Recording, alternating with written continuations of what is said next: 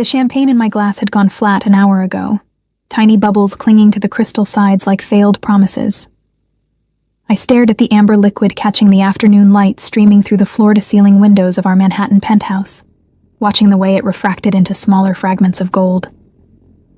3 years ago today, I'd stood in a cathedral wearing Vera Wang and promising forever to a man whose eyes had seemed to hold entire galaxies.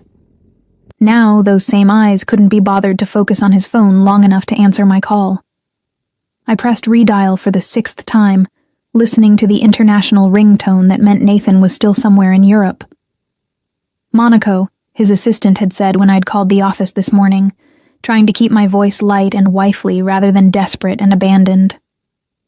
A last-minute business meeting that couldn't be postponed, even for our anniversary. The phone rang once, twice, 3 times before clicking to voicemail. Nathan's recorded voice was smooth, professional, giving nothing away. "You've reached Nathan Carver. Leave a message." I ended the call without speaking, my reflection in the window showing a woman I barely recognized. 28 years old, wearing a dress that cost more than most people's cars, sitting alone in a penthouse that could house 6 families comfortably, waiting for a husband who had more important things to do than remember the day he'd vowed to forsake all others. The irony wasn't lost on me. I'd known what Nathan was when I married him. Known about the import-export business that was neither import nor export. Known about the meetings that happened in restaurants after hours with men whose names were never mentioned in daylight. Known about the money that moved through accounts like water through a sieve, clean on one side and crystalline on the other.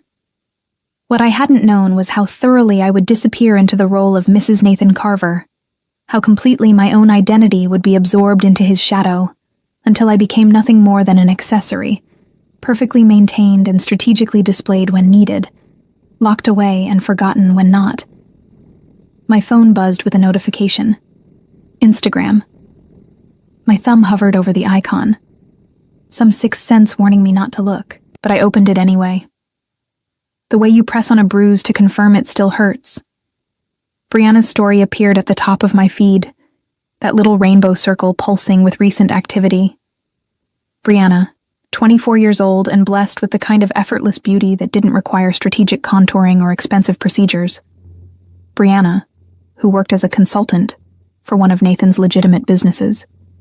Brianna, who I'd met exactly 3 times at charity galas where she'd smiled at me with perfect teeth and called me Mrs. Carver in a voice like honey poured over broken glass. I tapped her story. The image loaded slowly, each pixel a tiny betrayal assembling itself into a complete picture of my humiliation. Brianna in a white bikini that probably cost more than some people's monthly salary, her skin golden against the blue of what was unmistakably the Mediterranean. Her head tilted toward the camera, lips pursed in that practiced pout that somehow never looked ridiculous on people born after 1995. And there, just over her shoulder, close enough that his proximity was deliberate, was Nathan, my husband, wearing the sunglasses I'd bought him for his birthday, the Rolex I'd had engraved for our first anniversary, the swimming trunks I'd seen hanging in our closet just yesterday before he'd left for his business meeting. The caption read, "When the view is almost as perfect as the company Dr. Monaco life, Yacht Week, living my best life." I studied the image with the same detached focus I'd once used to analyze paintings in the museum Nathan and I visited during our courtship, when he was still pretending to be interested in culture, rather than just acquisition. Every detail told a story. The angle of Nathan's shoulders, relaxed in a way they never were at home. The proximity of their bodies, comfortable and familiar. The timestamp, 43 minutes ago, which meant he'd been ignoring my calls while posing for selfies with his mistress. The penthouse suddenly felt smaller, the walls pressing in despite its 3,000 square feet of luxury. I stood, my legs steadier than they had any right to be, and walked through rooms designed by an architect whose name carried weight in circles that mattered. Past the Hockney in the hallway, the Kusama installation in the library, the custom furniture that had taken 6 months to manufacture in Italy, past the wedding photos in their Tiffany frames, capturing a version of us that had never really existed outside the lens. In Nathan's study, I stopped in front of the abstract painting that dominated the wall behind his mahogany desk, a Rothko that had cost more than most people earned in a decade. I'd always hated it. The way its blocks of color seemed to bleed into each other like wounds that wouldn't heal. Nathan loved it, said it spoke to the complexity of emotion, the way different states could exist simultaneously without resolution. I reached behind it now, my fingers finding the small safe embedded in the wall that Nathan thought I didn't know about. He'd been careless once, 18 months ago, punching in the code while I stood in the doorway asking about dinner reservations. He hadn't noticed me notice, hadn't registered the way my mind had cataloged the sequence of numbers like a computer filing information for future use. The safe opened with a quiet click that sounded like a door closing on one life and opening to another. Inside, exactly where I knew it would be, sat a small silver pen drive, no larger than my thumb, but containing enough information to dismantle Nathan's entire empire. I'd discovered it by accident 6 months ago while looking for the deed to the beach house in the Hamptons, had seen the label in Nathan's precise handwriting. Insurance. I'd copied the contents onto an identical drive that night, replacing the original, and hiding my copy in a hollowed-out book on our bedroom shelf, a collection of Elizabeth Barrett Browning poems Nathan had never once touched. Then I'd waited, not knowing what I was waiting for, only that someday I might need leverage, might need proof, might need a way out. Today, apparently, was that day. I grabbed both drives, the original and my copy, and left the study without looking back. In our bedroom, I pulled a small Hermes bag from my closet, the kind of understated luxury that could blend into a crowd if necessary. I packed quickly, methodically, my hands moving with the efficiency of someone who'd mentally rehearsed this moment more times than she'd admit. Designer clothes that could be sold if needed. The diamond studs my mother had given me, the only jewelry that predated Nathan. My passport, cash from the emergency fund I'd been building in small increments, enough to disappear for a while if I was careful. I left my wedding ring on the nightstand, the platinum band catching the late afternoon light the same way my champagne glass had hours earlier. Beside it, I placed my phone, the one Nathan had given me, the one whose calls and locations he could track. Let him think I was still here, still waiting, still the obedient wife in her golden cage. The penthouse elevator descended silently, carrying me away from 3 years of carefully constructed illusions. I watched the numbers decrease, each floor a small deletion of the person I'd been. By the time I reached the lobby, nodded to the doorman who would later tell Nathan I'd left carrying only a small bag and wearing sunglasses despite the cloud cover, I was already someone else. Someone with nothing left to lose and everything to destroy. The city swallowed me into its afternoon crowds and I let it. Just another woman in designer clothes walking with purpose toward a destination she couldn't quite name. My mind was already working through possibilities, connections, people Nathan had mentioned and then dismissed. People who existed on the periphery of his world with their own agendas and grievances. One name kept surfacing, rising through the chaos of my thoughts like a life raft in stormy water. Dominic Castellano. Nathan's former partner, his rival, the man he'd edged out of a lucrative territory dispute 2 years ago. The man whose name he only spoke with a mixture of respect and contempt, which meant he was dangerous, capable, and nursing a wound that had never properly healed. I'd met Dominic exactly once, at a charity gala Nathan couldn't avoid attending. He'd been courteous, distant, his eyes passing over me the way people look at art in a gallery when they're really thinking about something else. But I'd seen the way he'd watched Nathan across the room later that evening. The calculation in his gaze, the patient assessment of a predator who knew his moment would come. That moment, I decided as I hailed a taxi and gave an address in Brooklyn I'd memorized but never visited, was now. The revenge might be served cold, as the saying went, but mine would be calculated, devastating, and delivered by the one person Nathan had underestimated completely. The wife he'd forgotten was watching, learning, and waiting for her own moment to strike. The taxi dropped me in front of a building that didn't match the luxury I'd grown accustomed to, but radiated a different kind of power. Red brick, pre-war construction, the kind of place that had witnessed decades of the city's evolution and absorbed its secrets into the mortar.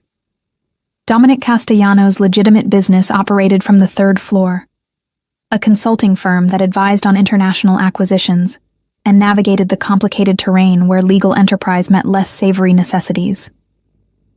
I stood on the sidewalk for a moment, the weight of the pen drives in my bag suddenly feeling heavier, more consequential. This wasn't just leaving Nathan. This was declaring war. Choosing a side in a conflict I'd spent 3 years pretending didn't exist. Once I walked through that door, there would be no returning to the penthouse, no reconciliation over couples therapy and renewed vows.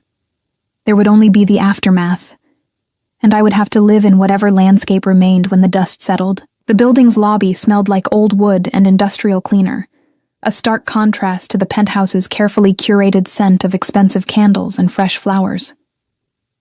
I took the stairs rather than the elevator, needing the physical exertion to steady my nerves, my heels clicking against worn marble in a rhythm that sounded like a countdown. The third-floor hallway was empty, lined with frosted glass doors bearing the names of various businesses. Castellano Consulting occupied the corner suite, its door slightly ajar, warm light spilling into the corridor. I pushed it open slowly, the bell above announcing my arrival with a delicate chime that seemed too cheerful for the moment. A reception area greeted me, tastefully furnished but not ostentatious. A woman in her 50s sat behind a desk, her silver hair pulled back in a severe bun, her eyes sharp and assessing as they traveled over me. She didn't smile, but she didn't frown either, just waited with the patience of someone who'd learned to read situations before speaking. "I need to see Dominic Castellano," I said, my voice steadier than I felt. "Tell him Cassandra Carver is here with a business proposition he'll want to hear." Her eyebrow lifted fractionally at Nathan's surname, but she reached for her phone without comment, pressing a button and speaking in low tones I couldn't quite catch. A moment later, she nodded toward a door to her left. "Mr. Castellano will see you. Third door on the right." The hallway beyond was quieter, thicker carpet absorbing sound. I could hear my own breathing, feel my pulse in my throat as I approached the indicated door. It stood open, and through it I could see Dominic seated behind a desk, reading something on his computer screen with the focused intensity of a man who didn't waste time on distractions. He looked up as I entered, and I saw the moment of recognition followed immediately by calculation. He'd aged well in the 2 years since I'd seen him, 42 now, and wearing it with the kind of authority that came from surviving in a world where weakness was fatal. His suit was impeccable, charcoal gray with a barely perceptible pinstripe, his dark hair touched with silver at the temples, his hands folded on the desk in front of him with the stillness of someone who knew the value of patience.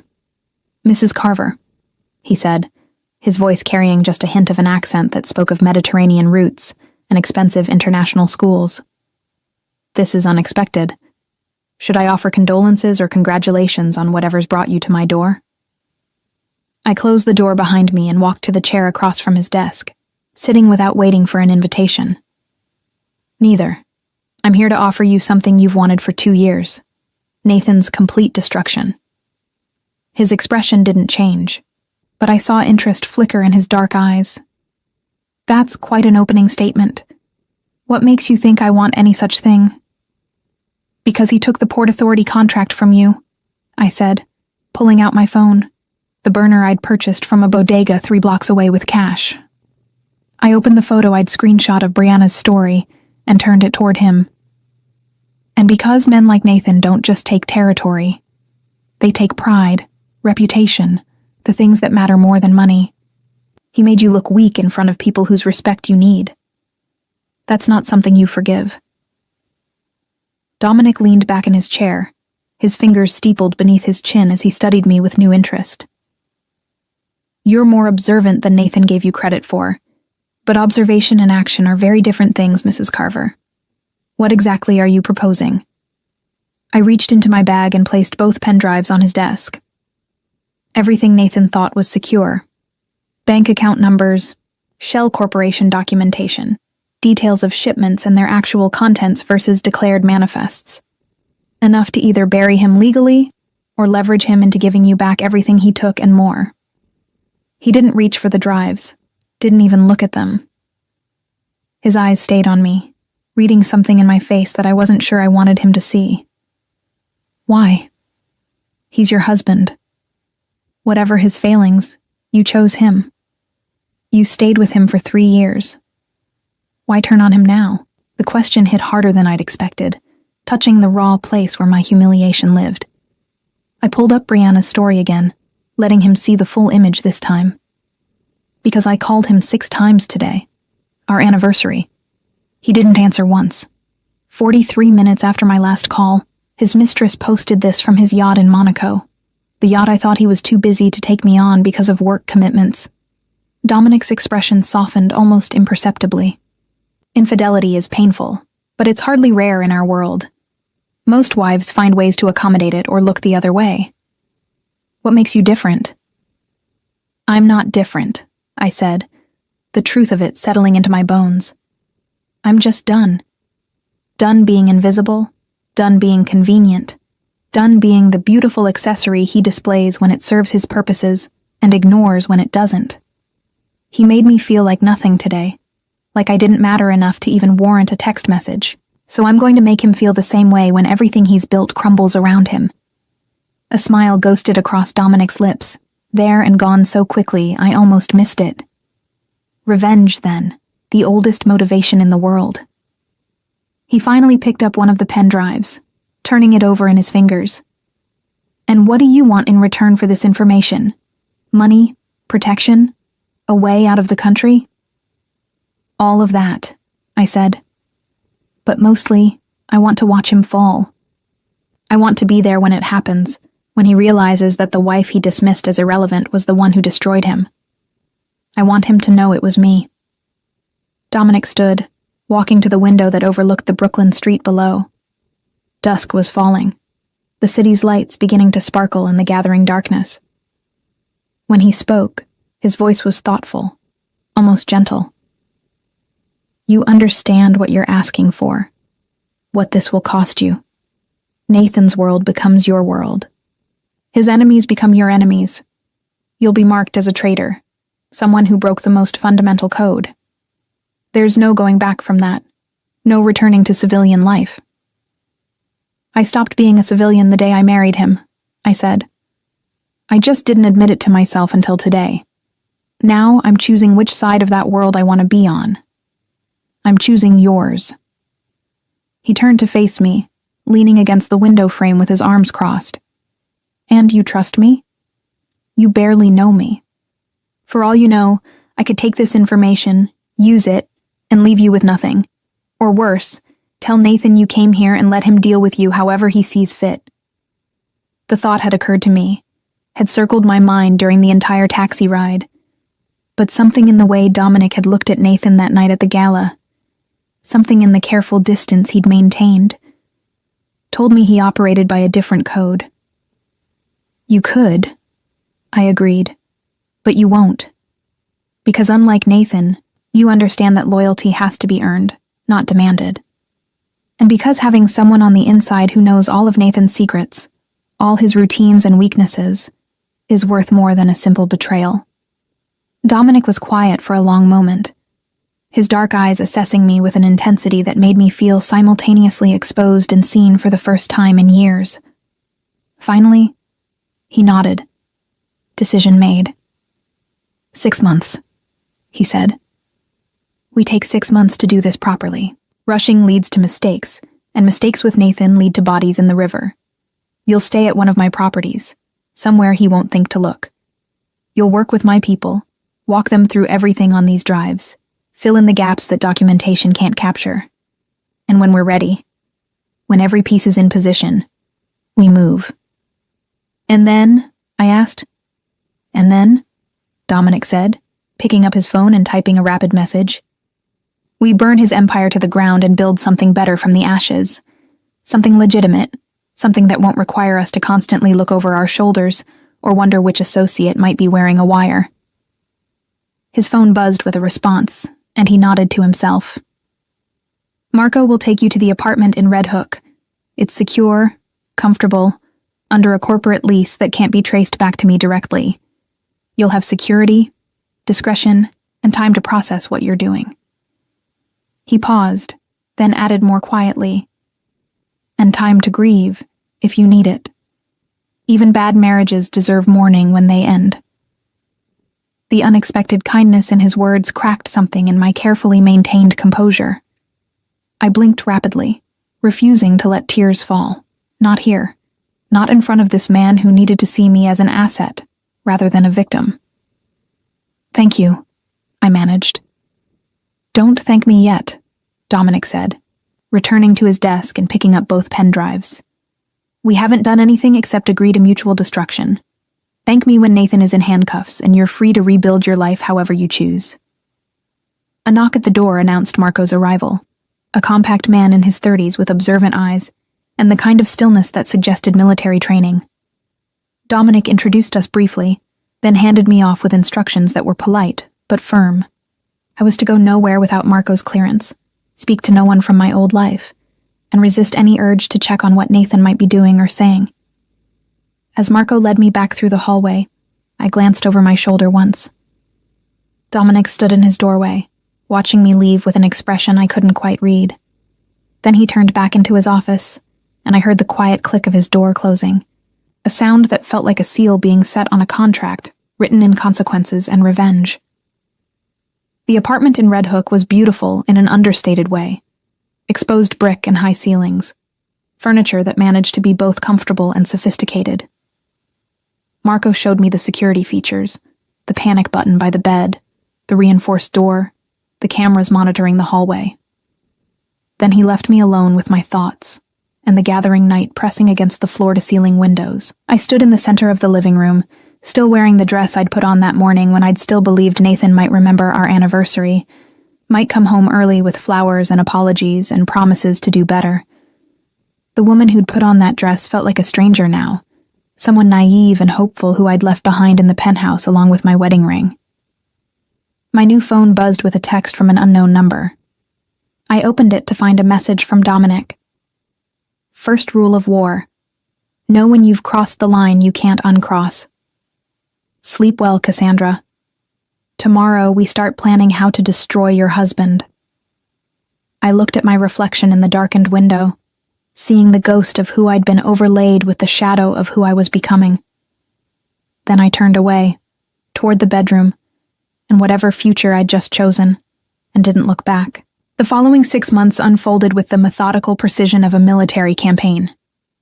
I spent my days in Dominic's Brooklyn office, sitting across from accountants who explained how Nathan moved money through layered corporations like a shell game, lawyers who mapped out which laws he'd broken and how to prove it, and federal agents who operated in that gray space where prosecutorial discretion met strategic convenience.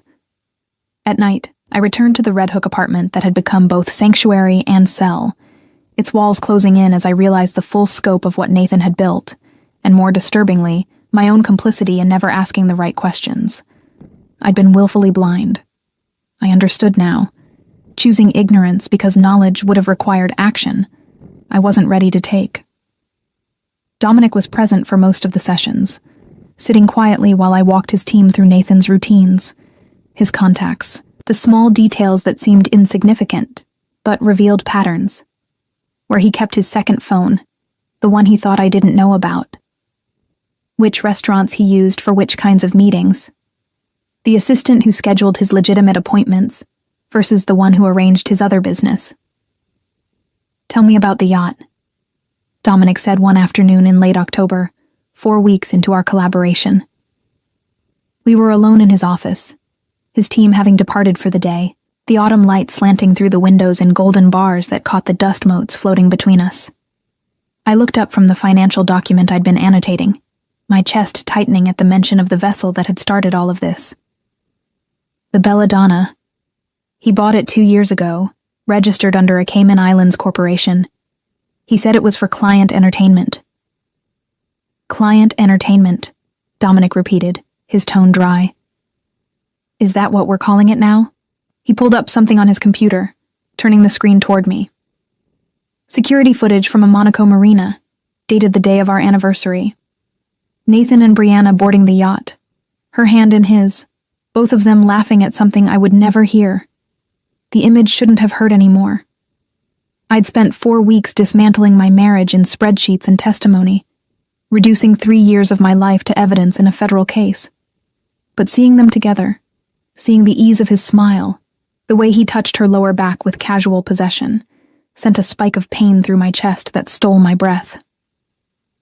"I need you to tell me everything about her," Dominic said, not unkindly, but with the insistence of someone who understood that sentiment had no place in strategy. Brianna Hartwell. How they met, how long it's been going on, what she knows about his business. I swallowed against the tightness in my throat. They met at a gallery opening 18 months ago. Nathan collects contemporary art, uses it to launder money sometimes, buying pieces for inflated prices from sellers who are actually shell corporations he controls. She was there with her previous boyfriend, some hedge fund analyst. Nathan approached her, charmed her, had her hired at one of his companies within a week. And the relationship? Started almost immediately, as far as I can tell. I found hotel receipts in his suit pocket about a year ago, charged to one of the business accounts. The Carlisle, always the same suite. When I asked him about it, he said it was for out-of-town clients who needed last-minute accommodations. I laughed without humor. I believed him. I wanted to believe him. Dominic's expression remained neutral, but something in his eyes suggested understanding, perhaps even sympathy. What does she know about the business? The real business. I thought back to the few conversations I'd overheard, the fragments of information I'd pieced together from Nathan's careless comments. More than she should. Nathan likes to impress people, especially women. He would talk about deals in vague terms, make himself sound more powerful than he was. I think he told her about the Port Authority contract, about beating you for it.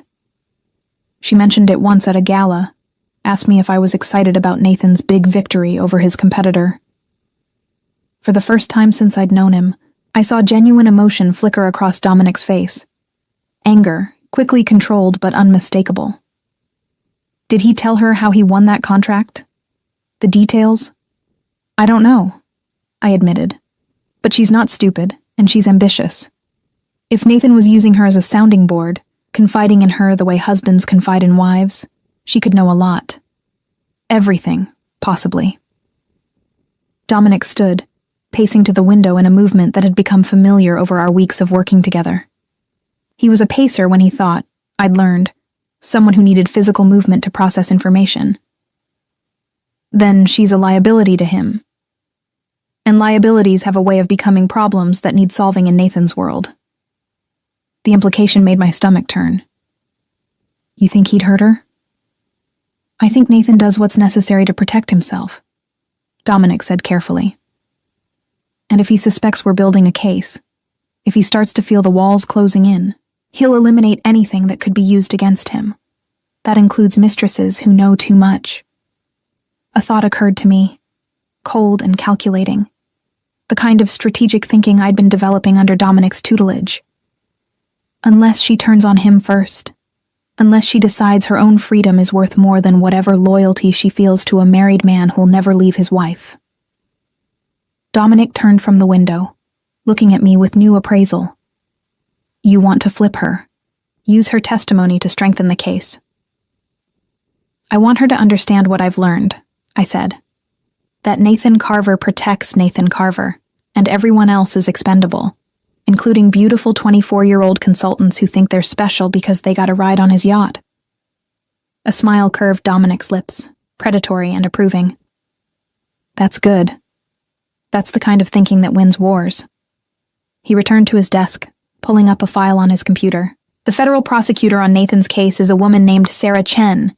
She's built her career on RICO cases, taking down organized crime families.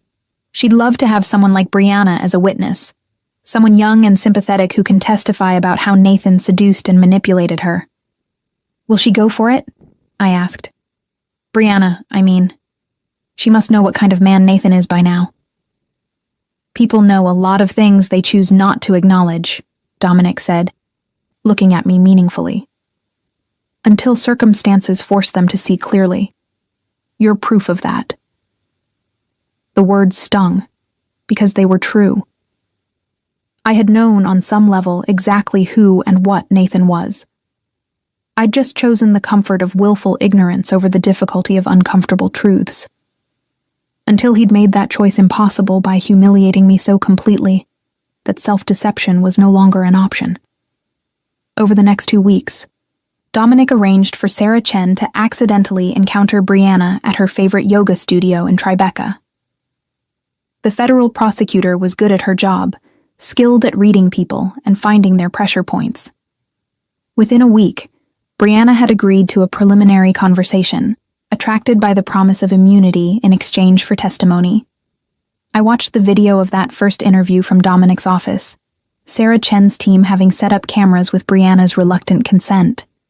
She looked younger than her 24 years, her beauty somehow diminished by the harsh lighting of the federal building's conference room. She kept touching her necklace, a nervous gesture that suggested uncertainty beneath her composed exterior.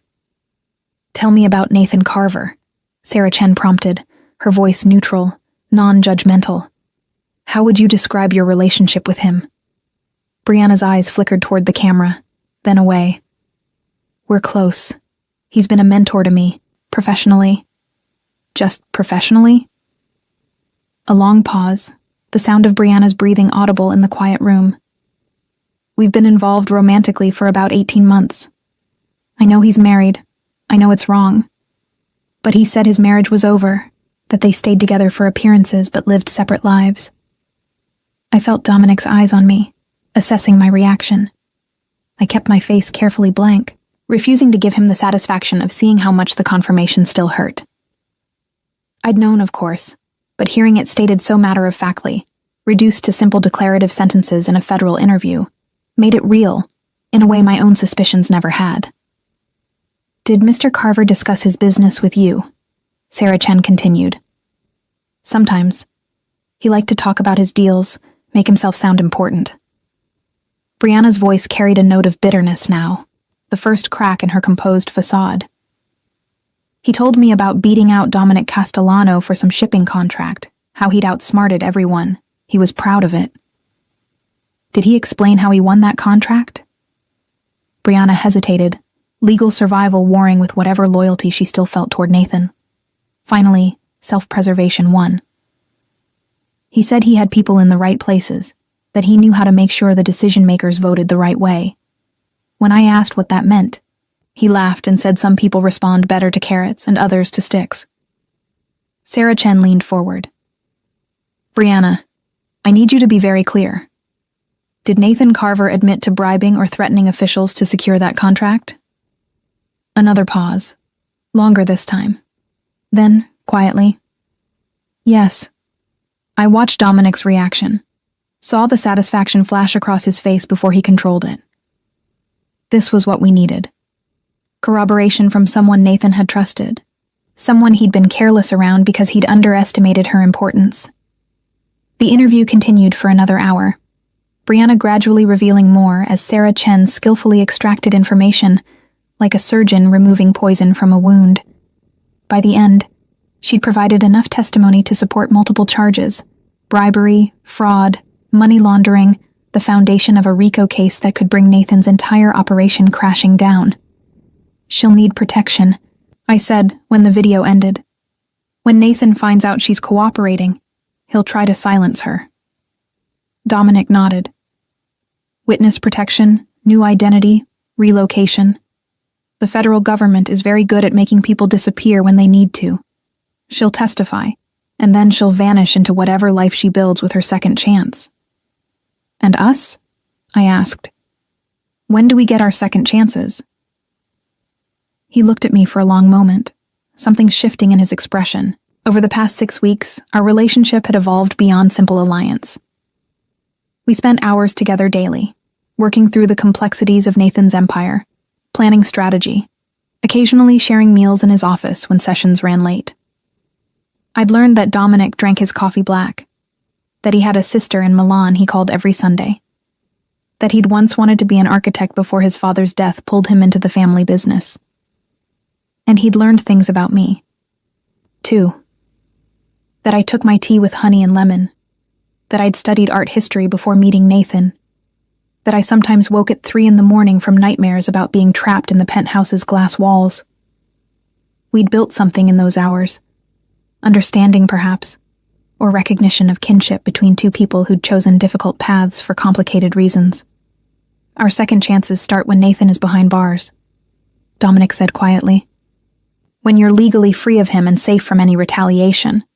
When we've dismantled everything he built and proven that people who break their word, who betray their partners and dismiss their wives, eventually face consequences. Revenge, I said, echoing our first conversation. Justice, he corrected. There's a difference, even if the end result looks similar.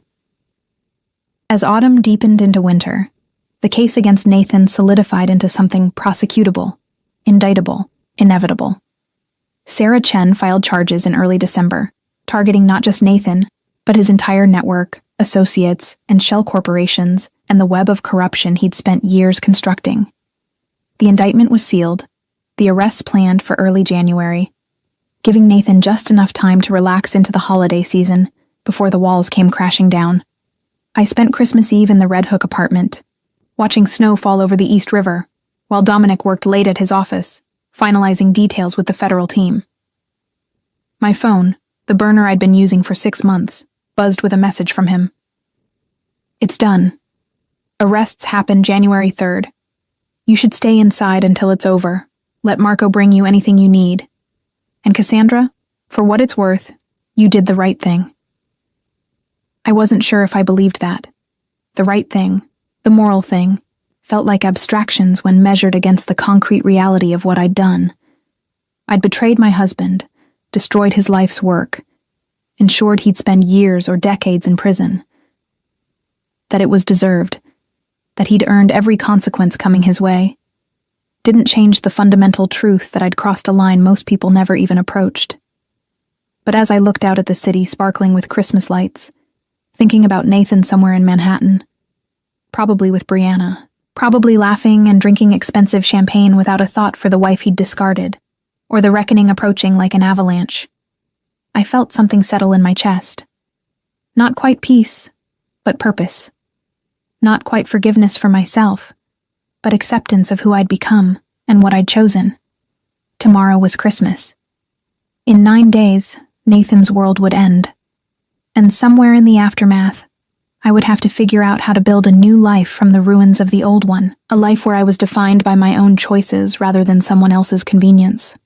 The snow continued to fall, covering the city in white, and I watched until the lights blurred and sleep finally claimed me in the chair by the window, my phone still clutched in my hand, waiting for the new year and everything it would bring. January 3rd arrived with the kind of cold that turned the city brittle, bare trees crackling in the wind off the river.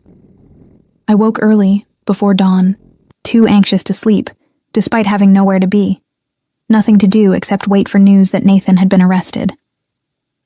Marco had stationed himself outside my apartment door since midnight, a silent sentinel ensuring I stayed safe and stayed put. Dominic had been explicit in his instructions. I was to remain inside, avoid windows, speak to no one. Nathan's arrest would happen simultaneously with dozens of others, a coordinated sweep designed to prevent anyone from warning others or destroying evidence. But until it was complete, until every target was in custody, I was vulnerable. A loose end that Nathan might try to tie up if he suspected what was coming. My phone buzzed at 6:17. Dominic. It's happening now. FBI executing warrants across the city. Nathan's penthouse is first.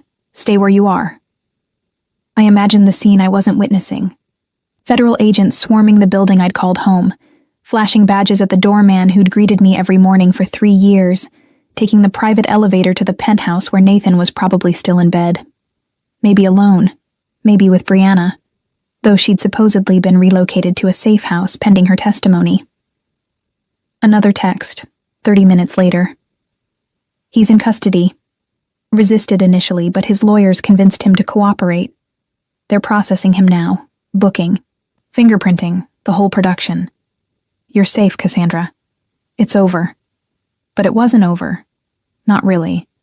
This was just the beginning of a different kind of war. One fought in courtrooms and depositions. in plea negotiations and witness testimony. The part where Nathan would fight back with every resource at his disposal, hiring the best defense attorneys money could buy, using his connections to try to discredit witnesses and poke holes in the prosecution's case. The part where I would have to decide how visible I wanted to be, whether to testify publicly or remain in the shadows, letting the evidence speak for itself while I rebuilt my life somewhere Nathan couldn't reach. Dominic arrived at my apartment that afternoon, looking tired but satisfied, his usually immaculate appearance slightly rumpled after what I assumed had been an all-night coordination session with the federal team. Marco let him in without comment, then disappeared down the hallway to give us privacy. "Show me," I said, before he could speak. He pulled up a news article on his phone, turning it toward me. The headline read, "Massive federal bust targets organized crime network. Prominent businessman Nathan Carver, among dozens arrested." Below it, a photograph of Nathan in handcuffs, being led from the penthouse I'd once thought of as home. His face was composed, carefully blank, but I could read the fury in the set of his jaw, the calculation in his eyes as he assessed the cameras and reporters surrounding him. "He knows," I said, studying the image. "He knows someone gave him up. He'll be trying to figure out who, running through the possibilities." "Let him wonder," Dominic replied, taking his phone back. "The investigation was thorough enough that there are multiple potential sources. Your information was critical, but it wasn't the only piece. We had surveillance, financial forensics, testimony from people he'd pressured or bribed over the years. He'll suspect a lot of people before he thinks of you." "Because I'm just the wife," I said bitterly. Too insignificant to be capable of bringing him down. Dominic's hand covered mine where it rested on the table between us, the first time he'd touched me beyond professional necessity. His palm was warm, calloused in a way Nathan's never had been. The hands of someone who'd built things, rather than just acquiring them. "You were never insignificant, Cassandra." Nathan's failure was in not recognizing what he had until it was too late. I looked up, meeting his dark eyes, seeing something there that made my pulse quicken in a way that had nothing to do with fear or vengeance. Over the past 6 months, Dominic had been my ally, my teacher, my confessor in moments when the weight of what I was doing threatened to crush me. But somewhere in those long hours of collaboration, something else had developed, a connection I'd been carefully not examining too closely. "What happens now?" I asked, my voice softer than I intended. "Now we wait for the trial," he said, not moving his hand from mine. "Sarah Chen thinks it'll be scheduled for late spring, early summer. 6 months, maybe 8, for both sides to prepare. Nathan will try to make a deal, offer to give up associates in exchange for a reduced sentence. But the evidence is strong enough that the prosecutors don't need to negotiate. They'll push for the maximum, make an example of him. And Brianna? Already in witness protection. New name, new city, new life. She'll testify via video link, face obscured, voice modulated. By the time the trial happens, she'll be so deep in her new identity that even if someone wanted to find her, they couldn't." He paused, then added more quietly, "She asked about you, actually. Wanted to know if you were safe, if you blamed her for the affair." The question surprised me. I'd spent so much energy hating Brianna, resenting her youth and beauty, and the effortless way she'd captured Nathan's attention. But now, knowing she'd been used just as thoroughly as I had, knowing she'd found the courage to testify despite the risk, I felt something closer to sympathy than anger. "Tell her," I said carefully, "that we were both victims of Nathan's particular brand of selfishness. That I hope her new life gives her the fresh start she deserves." Dominic smiled, approval warming his features. "You're more generous than most people would be in your position." "I'm tired of carrying hate," I admitted. "It's exhausting, burning energy on resentment when I could be using it to build something new." "Speaking of building something new," Dominic said, releasing my hand and pulling out a folder from his briefcase. "I have a proposition for you, the legitimate kind. Nothing illegal or morally questionable. I raised an eyebrow. Curiosity piqued. I'm listening. He spread several documents across the table. Architectural renderings and business plans. Financial projections with numbers that made my head spin. When this is over, when Nathan's assets are seized and liquidated to pay restitution to his victims, there will be opportunities. Properties sold at auction, businesses needing new management, pieces of his empire that can be repurposed for legal enterprises. I'm positioning myself to acquire several of them, convert them into legitimate operations. That's smart, I said, studying the renderings. One showed a warehouse conversion into luxury apartments, another a restaurant space in Brooklyn. But what does it have to do with me? I need a partner, Dominic said simply. Someone who understands how Nathan's network operated, who has the intelligence and strategic thinking to help me transform these assets into something profitable and legal. Someone I can trust, which is a rare commodity in my world. He met my eyes. I need you, Cassandra, not as an employee or a consultant, but as an equal partner in building something better. The offer stunned me into silence. I'd spent 6 months dismantling my old life, preparing for Nathan's downfall. But I'd given almost no thought to what came after. I'd vaguely imagined returning to school, maybe finishing the art history degree I'd abandoned when I married Nathan, finding some quiet job in a gallery or museum where I could hide from my past. But this was different. This was active participation in creating a future, using the skills I'd developed during my marriage and the knowledge I'd gained during its dissolution to build something meaningful. Something mine. In a way, nothing had been mine since I'd signed the marriage license and become Mrs. Nathan Carver. I don't have any capital to invest, I said, the practical objection emerging first. Nathan controlled all the finances. When we divorce, I'll get something in the settlement, but it'll be tied up in legal proceedings for years. I don't need your money, Dominic said.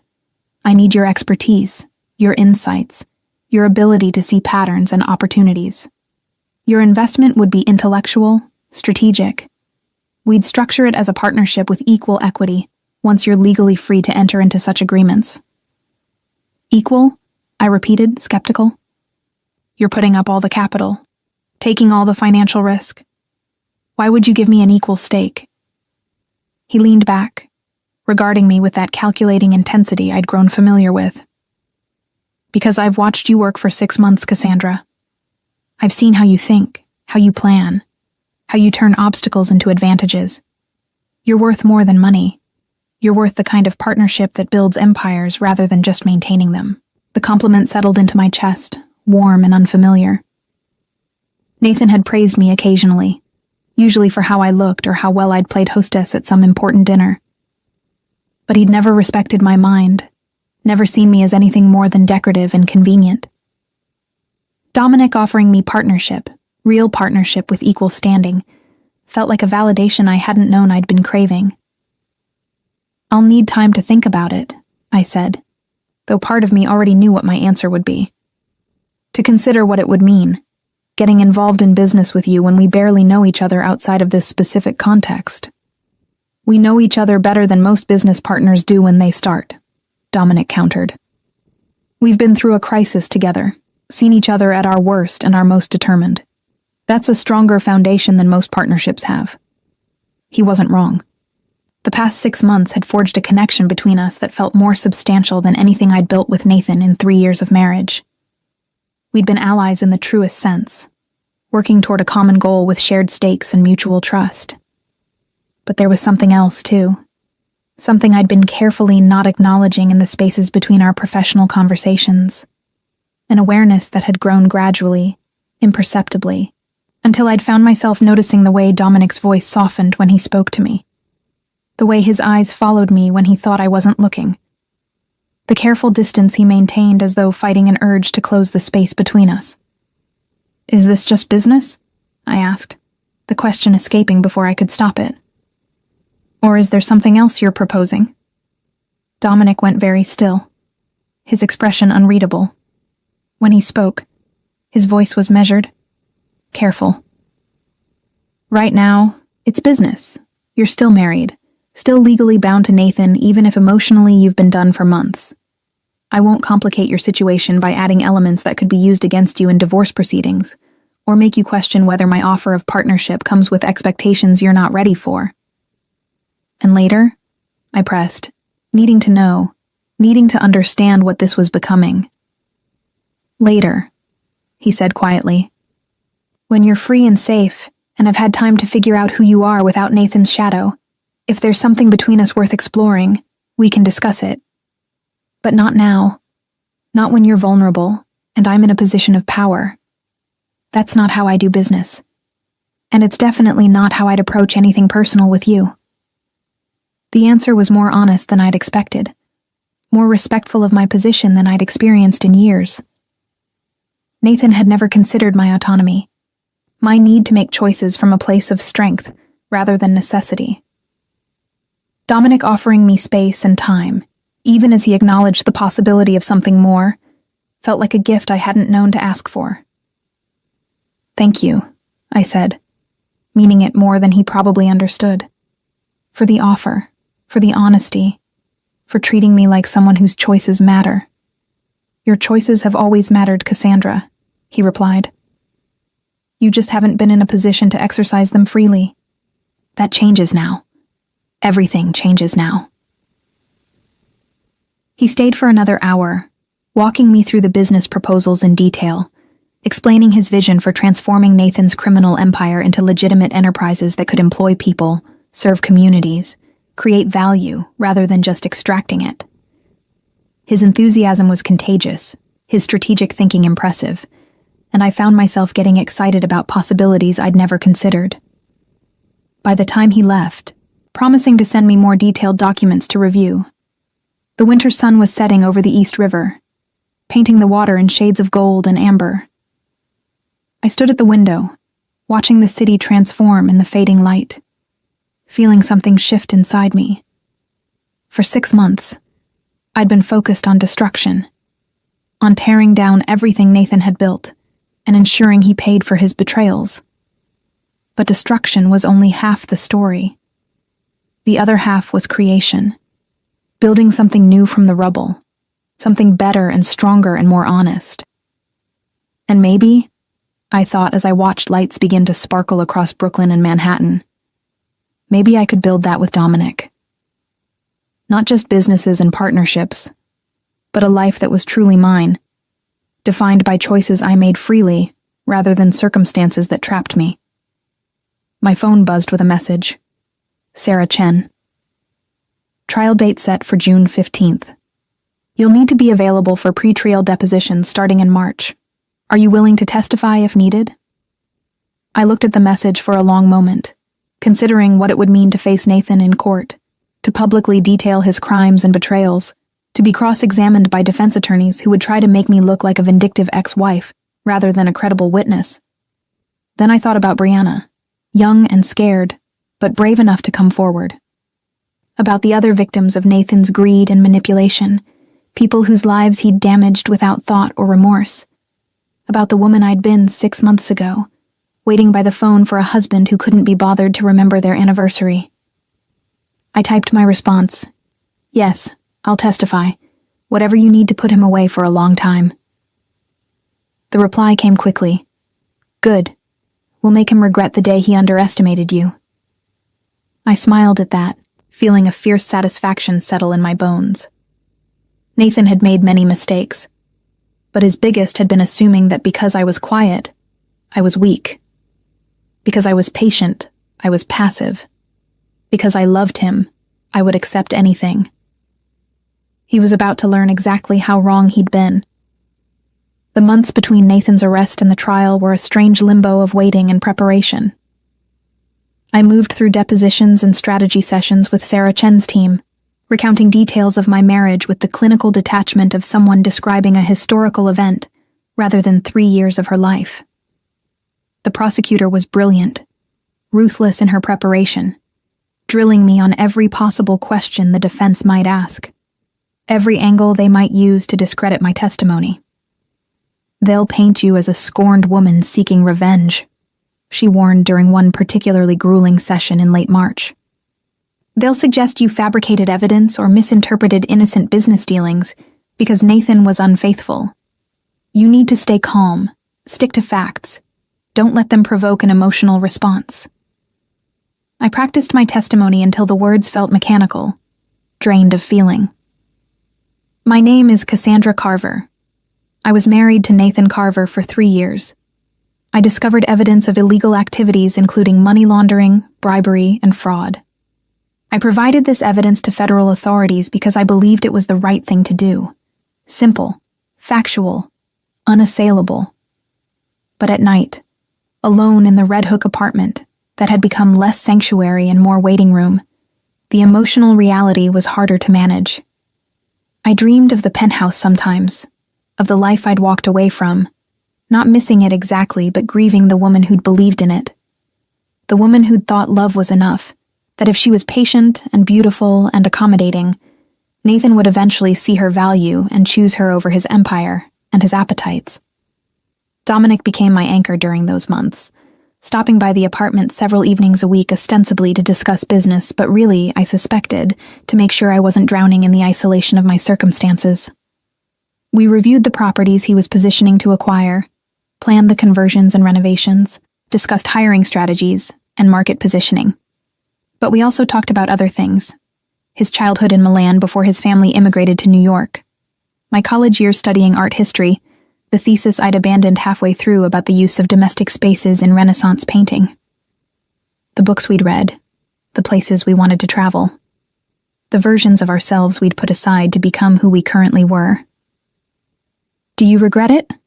I asked him one evening in early May, as we shared takeout Thai food from containers spread across my coffee table. "Getting into this life, I mean.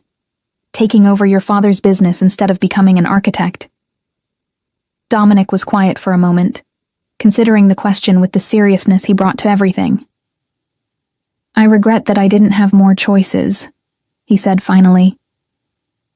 "My father died when I was 23, and there were people depending on the business continuing, families who'd worked for us for generations.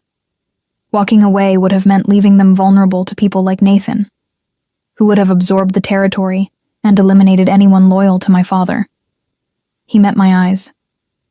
"But I don't regret building something lasting from what I inherited. I just wish it could have been on my own terms from the beginning." "And now?" I asked.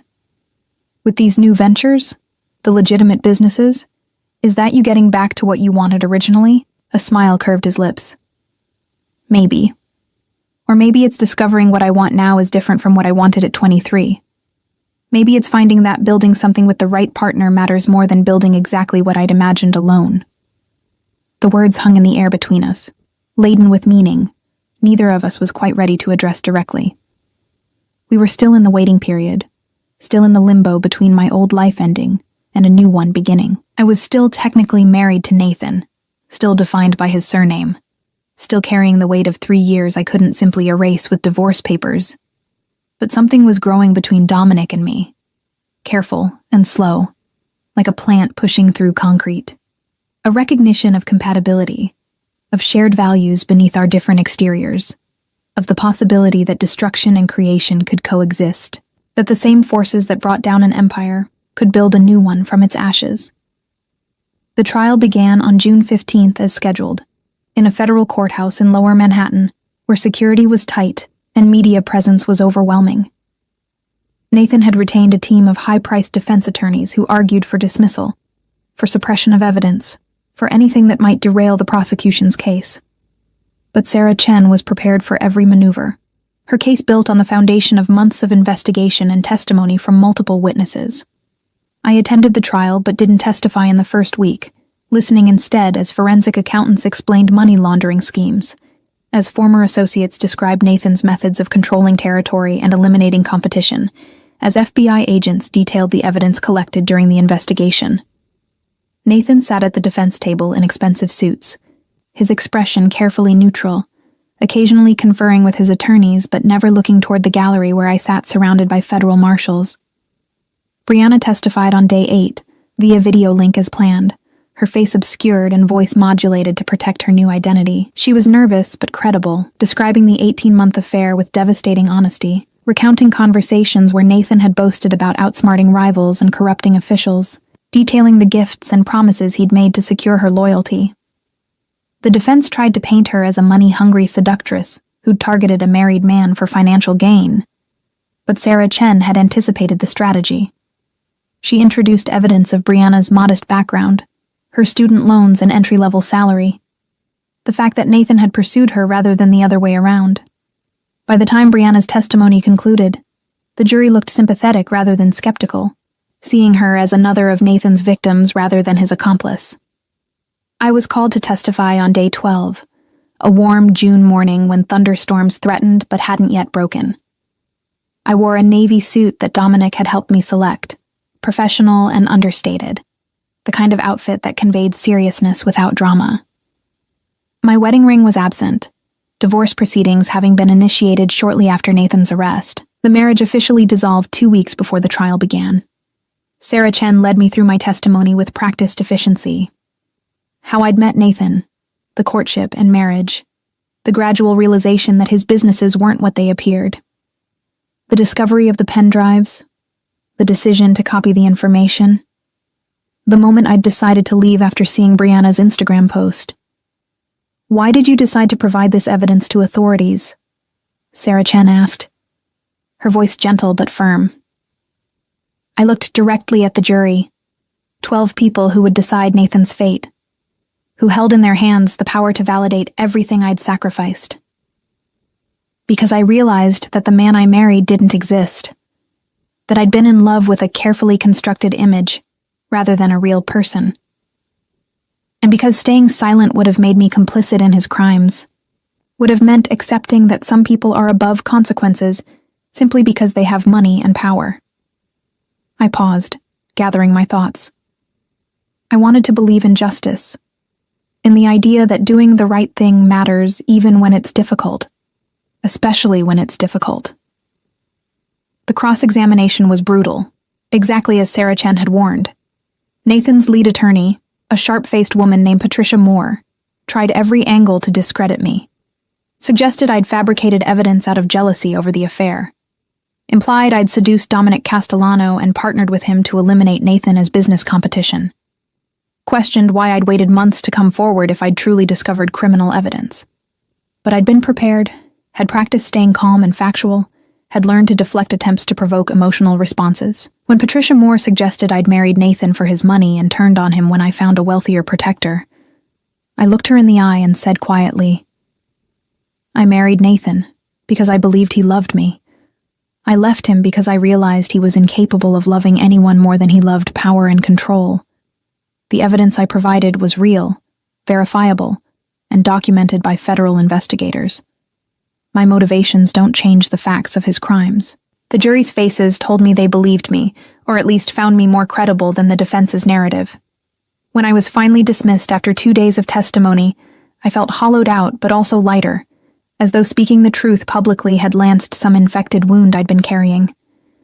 Dominic was waiting outside the courtroom when I emerged, his presence solid and reassuring among the chaos of reporters and security.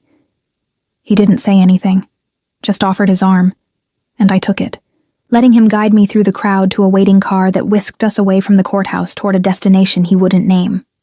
We drove north, out of Manhattan, and into Westchester County, finally pulling up to a small Italian restaurant I didn't recognize, tucked away on a quiet street, in a town whose name I'd already forgotten.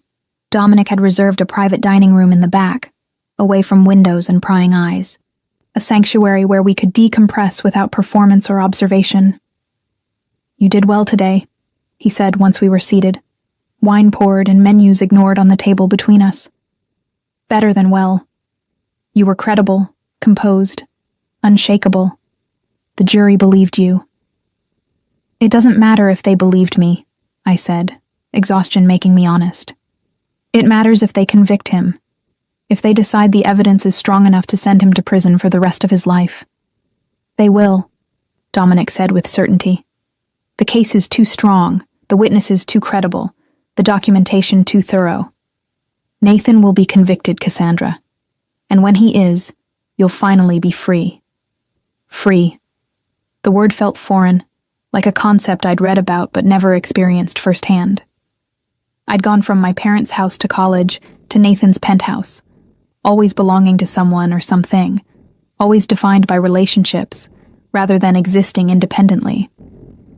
The idea of freedom, of autonomy, of building a life based entirely on my own choices was terrifying and exhilarating in equal measure.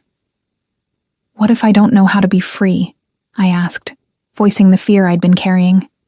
What if I've spent so long being someone's daughter, someone's wife, someone's witness, that I don't know how to just be Cassandra? Dominic reached across the table, taking my hand in his. Then you figure it out, one choice at a time. You already started by leaving Nathan, by providing evidence, by testifying. Those were all choices you made independently, based on your own values and judgment. The rest is just continuing in that direction. With you? I asked, needing to know where we stood now that the trial was nearly over, now that the thing that had brought us together was reaching its conclusion. His thumb traced circles on the back of my hand, the gesture intimate and tender. If you want. I meant what I said about the business partnership, about building something legitimate together. But I also meant the part about waiting until you're ready, until you've had time to discover who you are without Nathan's influence. He paused, his dark eyes holding mine. I'm not going anywhere, Cassandra. I'll be here whether you're ready tomorrow or next year or never. But I'd be lying if I said I wasn't hoping for tomorrow. The honesty in his words, the patient desire, made something crack in my carefully maintained composure. I'd spent months being strong, being strategic, being everything the situation required. But here, in this quiet room with this man who'd stood beside me through the worst period of my life, I could finally let myself feel the full weight of everything I'd been carrying. Tears came, sudden and unexpected, spilling down my cheeks despite my attempts to hold them back. Dominic was there immediately, moving from his side of the table to mine, pulling me against his chest, and letting me cry into his expensive shirt while he murmured soft reassurances in Italian, words I didn't understand but that soothed anyway, through their gentle cadence. When the storm finally passed, leaving me wrung out and empty, but also cleansed, I pulled back enough to look at him. I'm sorry, I said, embarrassed by the emotional display. Don't be, he replied, using his thumb to wipe away the tears still clinging to my cheeks. You've been holding everything together for months, being strong when you had every right to fall apart. You're entitled to break a little, especially with someone who won't judge you for it. Is that what you are? I asked. Someone who won't judge me? I'm someone who sees you, Dominic said simply. Not as Nathan's wife or as a witness or as a victim, but as Cassandra, intelligent, brave, capable of extraordinary things when given the chance. That's who I see, and that's who I want to build something with, whether it's just business or something more. The kiss happened naturally, inevitably, his lips meeting mine with a gentleness that made my heart ache. It was nothing like kissing Nathan had been, nothing performative or possessive about it. This was exploration, question and answer, a tentative bridge between what we'd been and what we might become. When we finally pulled apart, both breathing harder, Dominic rested his forehead against mine. Too soon? He asked, concern threading through his voice. Maybe, I admitted. But maybe also exactly right. Maybe I've spent too long waiting for the perfect moment instead of recognizing that the right moment is the one where you're brave enough to choose what you want. And what do you want, Cassandra? I thought about the question, about the woman I'd been 6 months ago waiting by the phone, about the woman I'd become through the process of dismantling my old life, about the woman I wanted to be going forward. I want to build something real, I said finally. Something honest and earned, not given to me by a man who saw me as a possession. I want to be your partner, in business and maybe eventually in life, if we can figure out how to make that work. I pulled back enough to meet his eyes, but I also need time to learn how to stand alone before I can properly stand beside someone. Does that make sense? Perfect sense, Dominic said, smiling. We'll take it slow. Build the business first. Let the rest develop naturally as you figure out your own footing. I'm patient, Cassandra. I've waited 2 years to get revenge on Nathan. I can wait however long it takes for you to be ready for something more. The trial concluded 3 weeks later with a guilty verdict on all counts. Nathan showed no emotion as the jury foreman read each one, his face a mask of careful neutrality, even as his world collapsed around him. Sentencing was scheduled for August, but everyone knew he'd receive the maximum, 25 years to life for the RICO charges alone, more when the other convictions were factored in. I watched from the gallery as marshals led him away in handcuffs, this man I'd promised to love forever. This stranger who'd used me and discarded me and now would spend what remained of his life in a federal prison. I waited to feel triumph, satisfaction, the sweet taste of revenge fully realized. Instead, I felt only closure. The ending of something that had needed to end, the final page of a chapter I could now leave behind. Dominic was beside me, his hand finding mine as we stood to leave. How do you feel? He asked quietly. Free, I said, and meant it. Finally. Actually free. We walked out of the courthouse together, into the bright August sunshine, toward whatever future we would build from the ashes of everything that had burned. 2 years. That's how long it took for the dust to settle completely, for Nathan's empire to be fully dismantled and parceled out, for the legal proceedings to conclude, and the media attention to fade. 2 years during which I learned who Cassandra was when she wasn't defined by Nathan's shadow, or the mission to destroy him. The business partnership with Dominic flourished beyond either of our expectations. The warehouse conversion in Red Hook that had been one of his first proposals became a boutique hotel that won architectural awards and operated at 90% occupancy year-round. The restaurant in Brooklyn evolved into a small chain of 3 locations, each featuring locally sourced ingredients and employing people from the neighborhood, giving opportunities to those who needed them most. We acquired 6 of Nathan's former properties at auction, transforming them from money laundering fronts into legitimate enterprises. A shipping company that had been used to smuggle contraband now moved legal goods with proper documentation and fair labor practices. A construction firm that had specialized in bribing inspectors now built affordable housing that passed every code. An import business that had trafficked in stolen art now dealt in legally authenticated pieces and partnered with museums for traveling exhibitions. I found my footing in the work, discovering talents I hadn't known I possessed.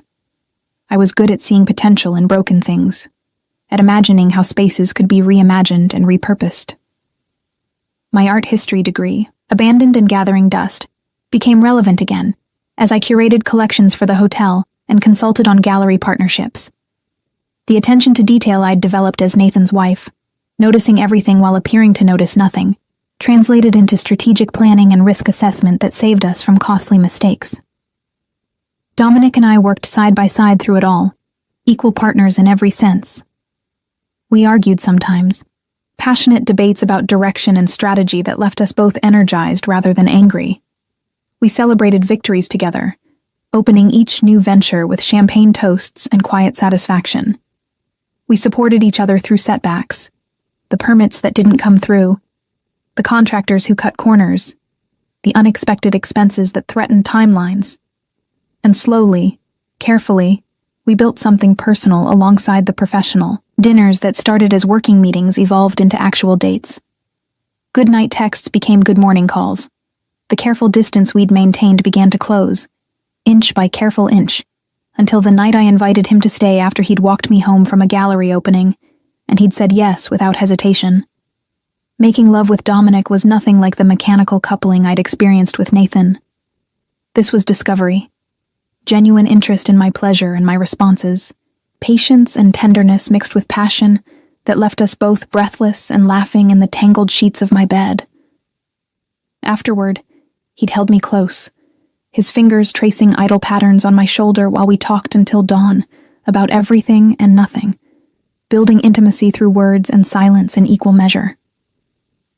"Move in with me," he'd said, as morning light filtered through the windows. Not because it's practical or convenient, but because I want to wake up next to you every day. Because I want to build a life with you, not just a business. I'd said yes without hesitation, recognizing the rightness of it, how different this choice felt from the decision to marry Nathan. This wasn't about security or image or filling a void. This was about actively choosing partnership with someone who saw me clearly and still wanted me, who challenged me to be better while accepting exactly who I was. We moved into a townhouse in Brooklyn Heights, a compromise between Dominic's preference for Manhattan and my need for space away from the penthouse's ghost. We furnished it together, arguing good-naturedly over artwork and furniture, creating a home that reflected both of us, rather than one person's vision imposed on the other. The first year passed in a blur of work and building, our relationship developing alongside our empire. We traveled when we could, spending a long weekend in Montreal, a week in Iceland, always working even on vacation, but choosing to work together on things we cared about. We hosted dinners for our growing circle of friends, people from the neighborhood and the business world, creating community where before there had been only isolation. Nathan's sentencing in that first August gave him 28 years, ensuring he'd be in his 60s before he was eligible for parole. I didn't attend the hearing, having said everything I needed to say during the trial. Dominic went, though, representing both of us, and returned with news that Nathan had looked diminished somehow, the prison jumpsuit and institutional setting stripping away the veneer of power he'd always worn like armor. "He asked about you," Dominic had said that evening as we shared wine on our brownstone's roof deck, the city sparkling below us. "Wanted to know if you were happy." "What did you tell him?" "That happiness wasn't something you owed him information about. That you'd moved on and built a life that had nothing to do with him." Dominic had paused, then added more quietly, "But for what it's worth, I hope you are happy. With the work, with us, with everything you've created." I'd considered the question seriously, looking inward with the kind of honest assessment I'd learned through therapy and time. "I am," I'd said finally. "Not perfectly, not without complications, but genuinely happy in a way I didn't know was possible." "Is that strange? To find happiness in the ruins of my worst mistakes?" "I think it's human," Dominic had replied. "We don't get to choose the circumstances that shape us, only how we respond to them. You responded by building something better. That's not strange, Cassandra. That's remarkable." The proposal came during our second winter together, on New Year's Eve, as we watched fireworks over the East River from our roof. Dominic had been quieter than usual all evening, thoughtful in a way that suggested he was working up courage for something. "Marry me," he'd said, as the final explosions painted the sky in gold and silver. "Not because it's what people do, or because it makes business sense, but because I want to spend my life with you. Because you've made me believe in partnership and trust, and the possibility that two people can build something together that's stronger than what either could create alone." He'd produced a ring then, not a massive diamond like Nathan had given me, but an elegant sapphire surrounded by smaller diamonds, the setting vintage and unique. "I had it made from a stone my grandmother brought from Italy," he'd explained. "Something old, something with history, because I think we both understand that the past matters even as we build the future." I'd said yes through happy tears, sliding the ring onto my finger and marveling at how perfectly it fit, how right it felt to be choosing this again, with full knowledge of what marriage meant and who I was within it. We married 6 months later in Tuscany, in a small ceremony at a villa overlooking vineyards that had been producing wine since before Columbus sailed. Just us, Dominic's sister and her family, and a handful of close friends who'd supported us through the transition. No media, no social performance, just genuine celebration of commitment freely chosen. I wore a simple cream silk dress that felt like me, carried wildflowers from the villa's garden, and spoke vows we'd written ourselves about partnership and growth, about loving the person someone is while supporting who they're becoming. Dominic had cried when I'd promised to stand beside him through whatever came, to be his equal partner in building dreams and weathering storms, and his tears had made mine flow freely as well. The reception was held at a long table under string lights and stars, featuring food prepared by the villa's chef from ingredients grown on the property. We danced to a single song, Dominic holding me close while the small orchestra played, his lips brushing my temple as he murmured, "Thank you for choosing me, for taking a chance on building something together." "Thank you for waiting," I'd replied, "for giving me time to figure out who I was before asking me to be someone's wife again, for seeing me as a partner rather than a possession." Our honeymoon was spent traveling through Italy, visiting the places Dominic remembered from childhood, creating new memories in the spaces where his old ones lived.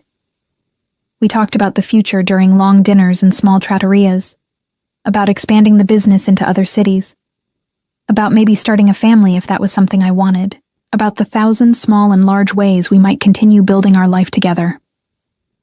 "Do you ever regret it?" Dominic asked one evening, as we sat on our hotel balcony overlooking Lake Como. "Everything that happened, the choices you made, the destruction of your marriage, if you could go back and do it differently, would you?" I'd thought about Nathan's Instagram post that had started everything, about the humiliation and rage I'd felt seeing him with Brianna while I sat alone on our anniversary, about the months of planning, and the trial, and the slow reconstruction of myself from the pieces he'd left behind. "I regret marrying him in the first place," I'd said honestly. "I regret not seeing who he was before I committed my life to him. But I don't regret leaving or providing evidence or any of the choices I made after that moment of clarity. Those choices led me here, to you, to a life I actually want, rather than one I settled for because I didn't know better was possible." "And now?" he'd asked. "What do you want now?" I'd looked at this man who'd stood beside me through transformation, who'd offered partnership when I'd expected judgment, who'd waited patiently while I learned to stand on my own before standing beside him. "This," I'd said simply. "I want this life we're building, this partnership we've created, this future we're imagining together. I want to keep growing the business, keep transforming broken things into beautiful ones, keep learning who we can be together." I'd paused, then added more softly, "And maybe I want a family. Children we can raise together to value honesty and partnership, and the courage to leave situations that diminish them." Dominic's smile had been radiant, full of joy and promise. "Then that's what we'll build. All of it. Together." We returned to New York with renewed purpose, throwing ourselves into expanding the business while also beginning conversations about starting a family. The 3rd anniversary of Nathan's arrest passed without fanfare, just a quiet acknowledgement between us that we'd come far from that moment of rupture and revenge. I thought about Nathan sometimes, wondered if he reflected on his choices in the isolation of prison, if he understood what he'd lost through his arrogance and cruelty. But mostly I didn't think about him at all. He'd become a footnote in my story rather than its central character, a cautionary tale about the danger of losing yourself in someone else's narrative. The woman I'd been, waiting by the phone for a husband who couldn't be bothered to remember their anniversary, felt like a stranger now.